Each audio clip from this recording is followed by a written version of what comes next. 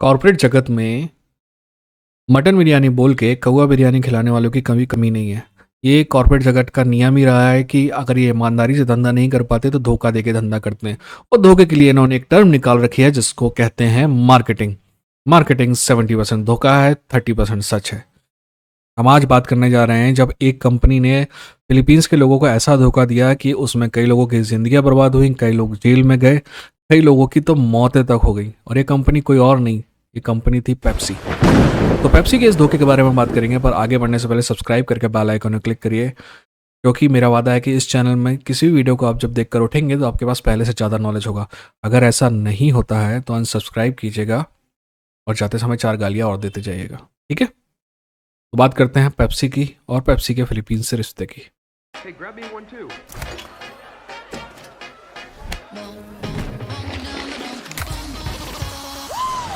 आखिर ये चीज़ जो हुई, इसके पहले आपको समझना होगा कि इसका कारण क्या था। इसका कारण था मार्केटिंग। अगर आपने वीडियो देखे हैं मेरे चैनल में, कुछ पेप्सी पे बने हुए हैं, कुछ कोका कोला पे बने हुए हैं, इन सब चीज़ों में एक चीज़ आपने हमेशा कॉमन पाई होगी कि मैं बताता हूँ कि अगर 10 रुपये कंपनी खर्च कर रही है ना, तो 10 में से सिर्फ 50 पैसा जो है वो एक्चुअली प्रोडक्ट बनाने में खर्च करती है कोल्ड ड्रिंक के बाजार में। 9 रुपये 50 पैसा यानी कि 95% हिस्सा जो है वो बजट में मार्केटिंग का होता है। और ये मार्केटिंग के चक्कर में ही जान गई लोगों की, सिर्फ मार्केटिंग के चक्कर में। मार्केटिंग कुछ और नहीं है, लोगों को सपना दिखाना है। जब सपने दिखाने की बात आती है ना, तो सबसे बड़ा और सबसे झूठा सपना दिखाने में कोल्ड ड्रिंक ब्रांड का कोई कुछ नहीं है। भाई, आप कोल्ड ड्रिंक पी रहे हो, दरवाजे खुल गए। आप कोल्ड ड्रिंक पी रहे हो, लड़की आप पे मर रही है। आप कोल्ड ड्रिंक पी रहे हो, साला आसपास बर्फ जम गई। ये चौधियापा चलता रहता है। ऐसा ही एक कैंपेन की ये बात है जहाँ पे पेप्सी ने लोगों को चने के झाड़ पे चढ़ाया, और जब वो झाड़ के बिल्कुल टॉप पे पहुंच गए तो पेप्सी ने कहा कि हम चलते हैं। और ये जो चीज़ थी ना पूरी, ये हुई फिलीपींस में। आप सोचेंगे कि फिलीपींस में क्यों हुआ है धोखा, बाकी जगह क्यों नहीं हुआ। मैं आपको बताता हूँ। ये जो कंपनियां हैं, ये जो मल्टीनेशनल कंपनियां हैं जो वेस्ट से आई हैं मोस्टली, इनको लगता है कि हम लोग यानी कि इंडिया के लोग या साउथ ईस्ट के लोग, एशिया के लोग, हम गरीब लोग हैं ना, टुच्चे भूखे नंगे लोग हैं, तो जो भी नया एक्सपेरिमेंट करना है वो हम पे कर लेंगे। अगर दवाई सही निकली तो फिर वो गोरों के पास जाएगी, नहीं निकली तो फिर हमारे पे ही खत्म कर देंगे। तो ये मार्केटिंग कैंपेन एक तरह का एक्सपेरिमेंट था जो फिलीपींस के लोगों पे किया गया। अगर ये सफल हो जाता तो ये अमेरिका में भी किया जाता, पर चूंकि ये असफल हो गया तो ये फिलीपींस में ही बंद कर दिया गया। और ये जो धोखा है जिसको पेप्सी वालों ने एक कैंपेन कहा, उसका नाम था नंबर फीवर। याद रखिएगा ये नाम, नंबर फीवर। अब कैंपेन क्या था, ये जो नंबर फीवर है मैं आपको समझाता हूँ।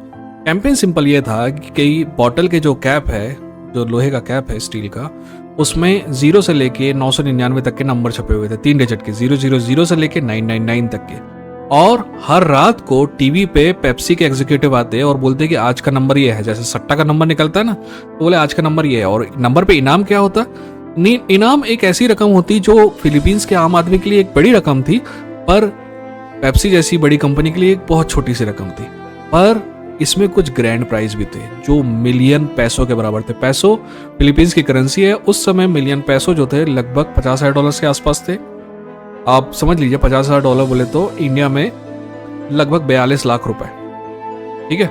तो जो ग्रैंड प्राइज था वो था 42 लाख रुपए का, $1 मिलियन पैसों का। तो भाई साहब ये कैंपेन चल निकला, और वो लोग जो पेप्सी नहीं भी पीते थे उन्होंने पेप्सी पीना चालू कर दिया और ढक्कन इकट्ठे करने चालू कर दिए। और कुछ लोग रास्ते में ढक्कन इकट्ठा करना चालू करे। लोग पागल थे इस ढक्कन के पीछे, और वो दुनिया भर की जगहों से ढक्कन इकट्ठा कर रहे थे। देखिए, कैंपेन को अच्छा चलने के लिए 2 चीजें होती हैं। पहले बात तो कैंपेन बहुत ईजी होना चाहिए, इसीलिए। और दूसरी बात यह होता है कि कैंपेन लोगों के बेसिक इंस्टिंक्ट को टच करना चाहिए। हर किसी को पैसा पसंद है तो वो बात तो ठीक है। आप सिंपल है, आपके पास कोई ढक्कन है, ढक्कन पे नंबर है 44, और रात को टीवी में आके पेप्सी के एग्जीक्यूटिव ने 44 नंबर घोषित किया। आप सुबह जाओगे पेप्सी की दुकान पे और वहां पे वो कैप दोगे, बदले में आपको जितना पैसा है वो मिल जाएगा, जो वहां की करेंसी है, पैसों है, वो मिल जाएगा, आप लेके घर जाएंगे। अब जैसे कि मैंने कहा था कि पेप्सी ने कुछ ग्रैंड प्राइज भी रखे। अब पेप्सी ने ये जो कैंपेन है वो 3 महीने के लिए चलाना था। अब जब 3 महीने के लिए चलाना था तो उन्होंने रोज के रैंडमाइज नंबर जो हैं उनके सॉफ्टवेयर ने पहले से ही निकाल के रखे थे। और 2 प्राइज ऐसे थे जो ग्रैंड प्राइज थे, जो 1 मिलियन पैसों के थे या $50,000 के थे। तो उसके 1 या 2 नंबर बनाए गए थे, यानी कि ग्रैंड प्राइज 1-2 लोगों को मिलना था। तो 3 महीने तक कैंपेन चला और 1-2 लोगों को ग्रैंड प्राइज मिला, और बाकी जो लोग हैं आप समझ लीजिए कि मान लीजिए कि 92 या 93 दिन होंगे 3 महीने में, या शायद 91 भी हो, तो 2 ग्रैंड प्राइज हुआ, बाकी 89 या 88 जो है वो नॉर्मल प्राइस थे, तो ये पेप्सी ने दे दिया। अब पेप्सी को जो फायदा हुआ उसका ये परसेंट जो पैसे दिए थे वो खर्च सिर्फ 2% था, यानी कि पेप्सी ने अपने तरफ से सिर्फ 2% खर्च किया, 2 रुपये खर्च किया और 98 रुपये कमाया। पेप्सी को तो लगा कि यार ये तो खतरनाक है, अपन इसको आगे बढ़ाते हैं। अब जो वो रैंडमाइजर सॉफ्टवेयर यूज कर रहे थे, वो सॉफ्टवेयर उन्होंने 3 महीने के लिए ही प्रोग्राम किया था, और उन्होंने सोचा कि अपन इसको 3 महीने के लिए और एक्सटेंड कर देते हैं। अब इंटरेस्टिंग बात यह है कि रैंडमाइजर सॉफ्टवेयर जो 3 महीने के जो पहले पुराने जो नंबर आ चुके हैं उनको उसको हटाना पड़ता, ठीक है ना, और फिर नए नंबर जनरेट करने पड़ते, और नए नंबर के जनरेट करते समय वो नंबर नहीं हो सकते थे जो पहले से 3 महीने में आ चुके थे, है ना। तो ये सारी कॉम्प्लिकेशंस थी। इस चक्कर में एक्चुअली पेप्सी को नया रैंडमाइजर यूज करना था, नया सॉफ्टवेयर यूज करना था, पर क्या है कि भाई कंपनी को सिर्फ फायदा चाहिए, वो हर जगह पैसा बचाने की सोचती है। कंपनी का बस चलना, यार कंपनी का प्रोडक्ट बैसाखी है ना, तो वो पैर काट के बैसाखी बेचने लगेगी। तो यहाँ रैंडमाइजर में पेप्सी ने ऐसा खर्च नहीं किया और वही पुराना सॉफ्टवेयर यूज किया, ठीक है ना। तो भाई साहब इस गलती की वजह से जो रैंडम प्राइस जो थे ना, छोटे छोटे प्राइस, वो तो नंबर ठीक ठाक थे, उनमें कोई फर्क पड़ता भी नहीं पेप्सी को, बट इस सॉफ्टवेयर ने जो ग्रैंड प्राइस है ना उसके भी बहुत सारे नंबर निकाल दिए। और ये बात कब पता चली पेप्सी को? ये पता चला पेप्सी को 25 मई 1992 में। उस दिन ग्रैंड प्राइस घोषित किया गया और नंबर था 349, 349।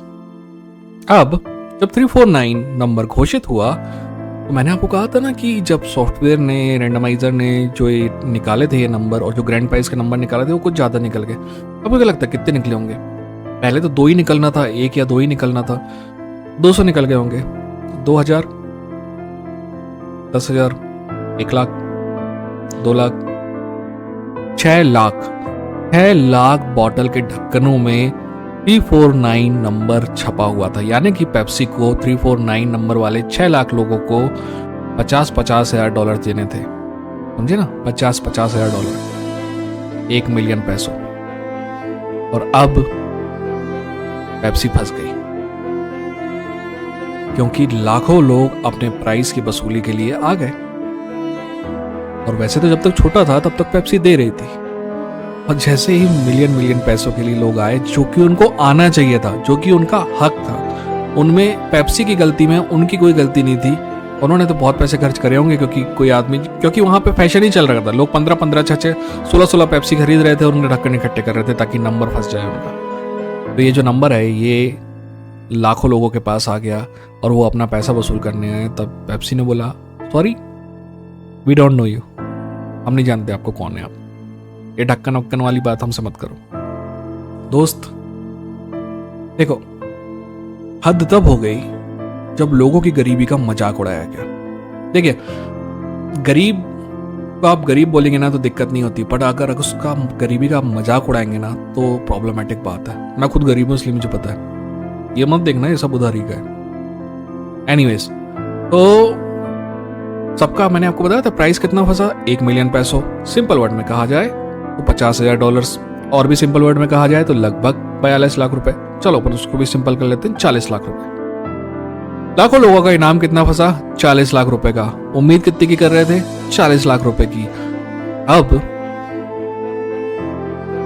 पेप्सी के एग्जीक्यूटिव आए और उन्होंने कहा कि हम तो मजाक कर रहे थे, इससे बड़ा मजाक क्या होगा जहां पे आप लोगों से बोले कि आप जो 40 लाख की उम्मीद कर रहे थे ना वो मजाक है।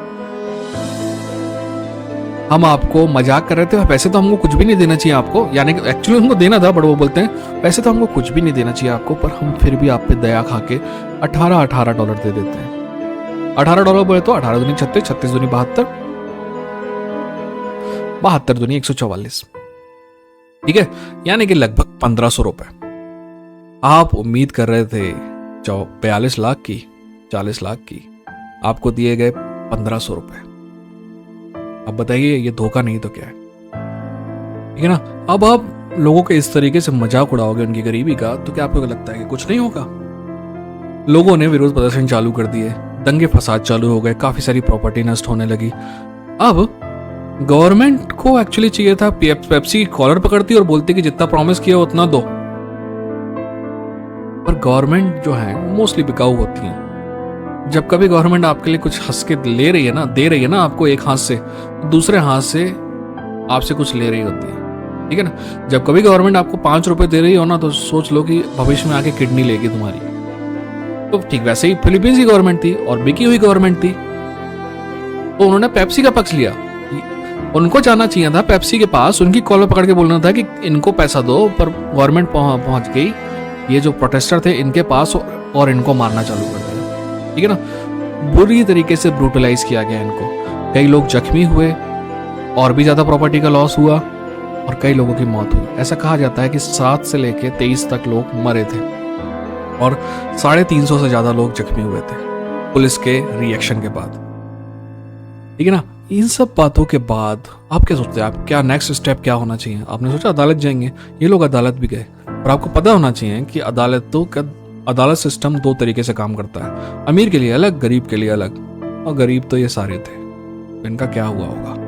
अदालत ने बोला कि एक्चुअली ना पेप्सी मजाक कर रहा था, तुम लोगों ने फोकट सीरियसली ले लिया। अब भाई इन लोगों ने जैसे तैसे पैसे इकट्ठे किए, एक ग्रुप बनाया, ग्रुप 349 करके, और फिर अमेरिका गए और अमेरिका में पेप्सी पे केस किया। वहां पे भी केस ये हार गए। ये बात अलग है कि कोर्ट ने उनको $200,000 का जुर्माना किया पेप्सी पे, जो बहुत ही छोटी रकम है पेप्सी के लिए, और इनको तो उसमें भी कुछ नहीं मिला, ठीक है ना। तो ये हुआ। इस क्या कहूँ दोस्त, मैं इस स्टोरी का कोई अच्छा एंड नहीं है कि एंड में जाके उनको कुछ मिला या फिर पेप्सी पे ये हुआ वो हुआ, कुछ नहीं हुआ। मोस्टली जिंदगी की असली कहानियां जो है ना, सैड एंडिंग में ही खत्म होती है। इसलिए जब कभी आपको मौका मिले ना एक मजबूत और एक कमजोर खिलाड़ी के खिलाफ के साथ, तो आपको हमेशा कमजोर खिलाड़ी का साथ देना है। जब सिस्टम के खिलाफ कोई लड़ रहा है तो आपको उसका साथ देना है। इस सब वीडियो से क्या शिक्षा मिलती है? सिंपल सी बात है, जब कोई बोले ना कौवा कान ले गया, तो कौवे को देखने का नहीं, कान देखने का, ठीक है। जब कोई कंपनी बोले ना कि इसमें आपका फायदा है, तब सोचने का कि साला कंपनी का क्या फायदा है इसमें, और अगर आपका फायदा कंपनी के फायदे से ज्यादा हो तभी उस चीज पे जाने का है, नहीं तो नहीं जाने का है, ठीक है। आपके दिमाग में ही ऐसी कोई कहानी हो या फिर कोई और वीडियो आप देखना चाहते हो तो कमेंट सेक्शन में लिखिएगा। मैं उम्मीद करता हूँ कि आपको वीडियो अच्छा लगा होगा, और अच्छा लगा तो कोशिश कीजिएगा यार, शेयर कीजिए, है ना, क्योंकि आप शेयर नहीं करेंगे तो ये चैनल चल नहीं पाएगा, सच बोल रहा हूँ मैं, ठीक है। अगले वीडियो में मिलते हैं, तब तक अपना ख्याल रखिए, अपनों का ख्याल रखिए। ये था समय, टेक केयर।